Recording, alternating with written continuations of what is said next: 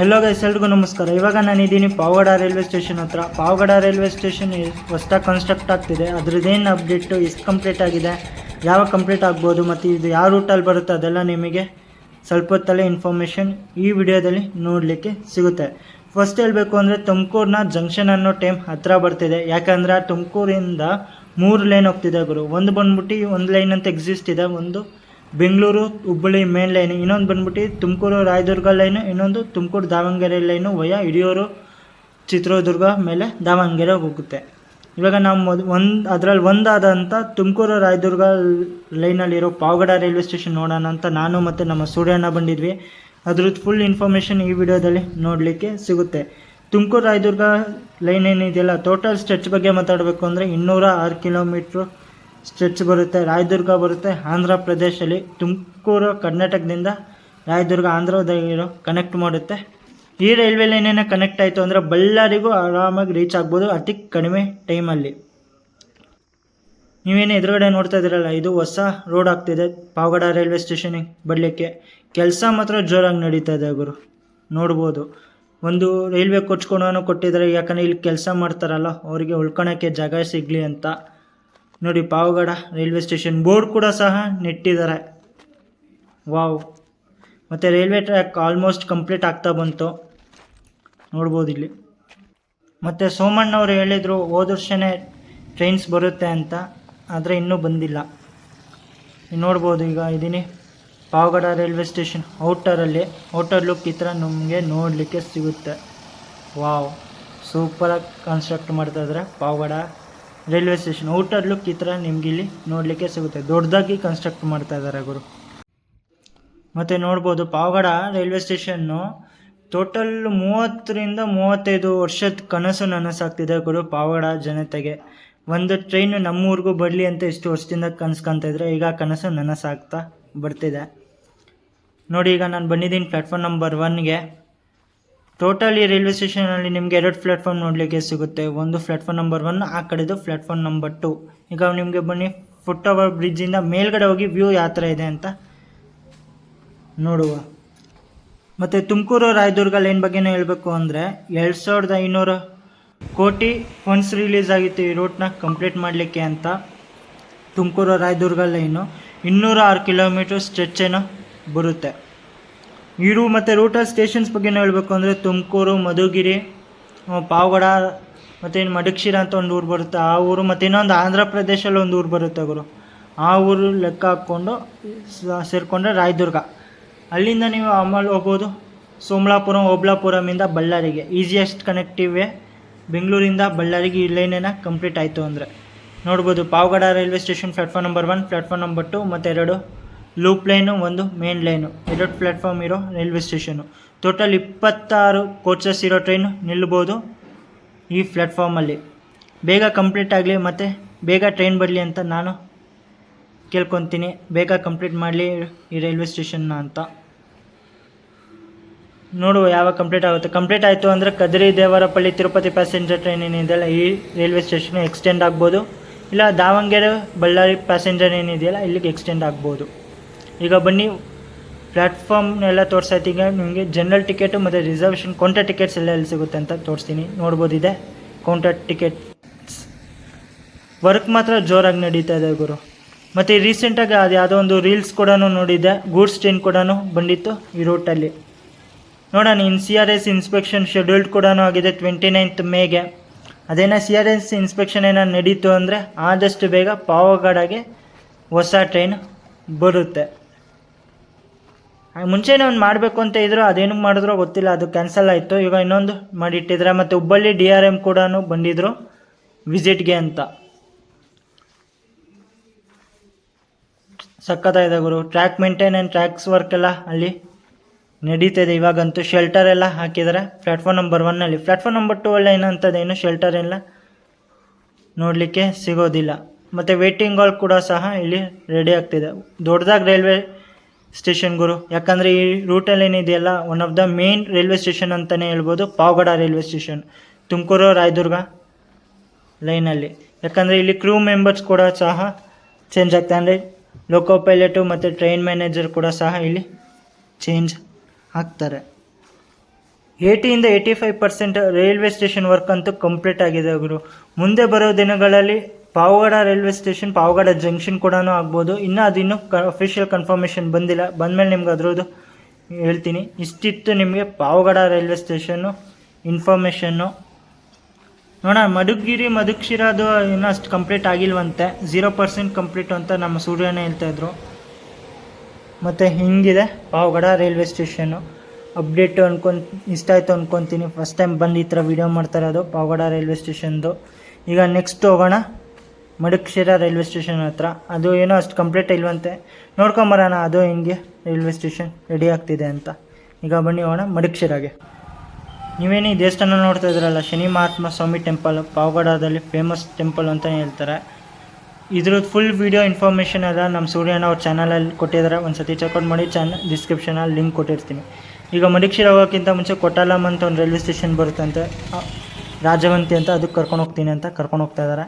ಬನ್ನಿ ಹೋಗೋಣ. ಆ್ಯಕ್ಚುಲಿ ಏನಿದೆ ಅಲ್ಲಿ ನಾವು ಆಂಧ್ರ ಬಾರ್ಡರ್ ಕೂಡ ಸಹ ಟಚ್ ಆಗಿಲ್ಲ, ಅಲ್ಲೇ ಕೊಟ್ಟಾಲಂ ಅಂತ ಹೆಸರಿಟ್ಟಿದ್ದಾರೆ. ಆ್ಯಕ್ಚುಲಿ ಇದು ಬರುತ್ತೆ ರಾಜವಂತಿ, ಕರ್ನಾಟಕದಲ್ಲಿ. ನೋಡ್ಬೋದು, ಎಷ್ಟು ನನಗೆ ಗೊತ್ತಿರಲಿಲ್ಲ ಅಂತ. ಇಲ್ಲಿ ರೈಲ್ವೆ ಸ್ಟೇಷನ್ ಆಗುತ್ತೆ ಕೊಟ್ಟಾಲಂ ರೈಲ್ವೆ ಸ್ಟೇಷನ್ನು, ಬ್ರ್ಯಾಕೆಟಲ್ಲಿ ರಾಜವಂತಿ ರೈಲ್ವೆ ಸ್ಟೇಷನ್ ಅಂತ ಹಾಕೊಳ್ಳಿ. ಯಾಕಂದರೆ ಕರ್ನಾಟಕದಲ್ಲಿರೋದೆಲ್ಲ ಕರ್ನಾಟಕ ಹೆಸರನ್ನೇ ಕೊಡಬೇಕು. ನೋಡ್ಬೋದು,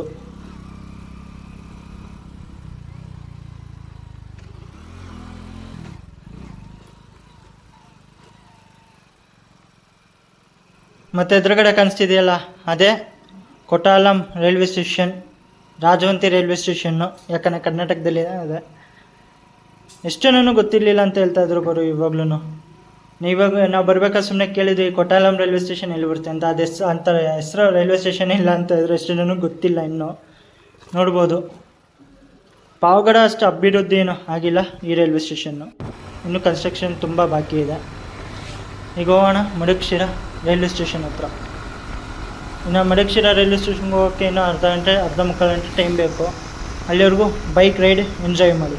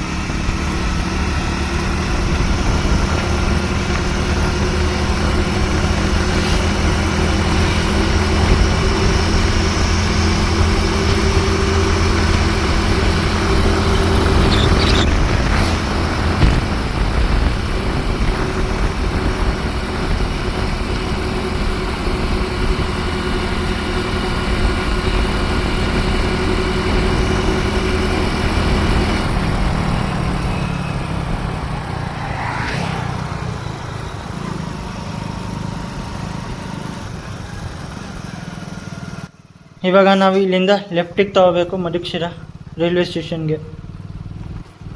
ಇದೆಲ್ಲ ರೋಡ್ ಮಾಡ್ತಾಯಿದ್ದಾರೆ, ರೋಡ್ ಕೂಡ ಆಗುತ್ತೆ. ಇವಾಗ ಮಡ್ ರೋಡ್ ಏನೋ ಇದೆ, ಮುಂದಕ್ಕೆ ರೋಡ್ ಕೂಡ ಸಹ ಟಾರ್ ಹಾಕಿ ರೆಡಿ ಮಾಡ್ಬೋದು. ಯಾಕಂದರೆ ಹೊಸ ರೈಲ್ವೆ ಸ್ಟೇಷನ್ ಆಗಿದೆ ಅಂದಮೇಲೆ ಒಂದು ರೋಡ್ ಕೂಡ ಸಹ ಮಾಡ್ತಾರೆ. ಮತ್ತು ನೋಡ್ಬೋದು ಮಧುಕ್ಷಿರಾ ರೈಲ್ವೆ ಸ್ಟೇಷನ್ ಫ್ರಂಟ್ ಲುಕ್ ಈ ಥರ ನೋಡಲಿಕ್ಕೆ ಸಿಗುತ್ತೆ. ಈಗ ಮಧುಕ್ಷಿರಾನು ಹೊಸ ಜಂಕ್ಷನ್ ಅಂದ್ಕೊಂಡೂ ಆಗ್ಬೋದು. ಇಲ್ಲಿಂದ ಚಿತ್ರದುರ್ಗ ಇಂದೂಪುರ ಹೊಸ ರೈಲ್ವೆ ಲೈನ್ ಅಂತ ಹೇಳಿದ್ರಲ್ಲ, ಅದು ಇಲ್ಲಿಂದನೇ ಕಟ್ಟಾಗುತ್ತೆ. ಇಲ್ಲಿ ಮರುಗೂರು ಅಂತ ಒಂದು ಬರುತ್ತೆ. ಅದಿನ್ನೂ ರೈಲ್ವೇಸ್ ಅಫಿಷಿಯಲಾಗಿ ಕನ್ಫರ್ಮೇಷನ್ ಕೊಟ್ಟಿಲ್ಲ ಆ ರೈಲ್ವೆ ಲೈನ್ ಬಗ್ಗೆ.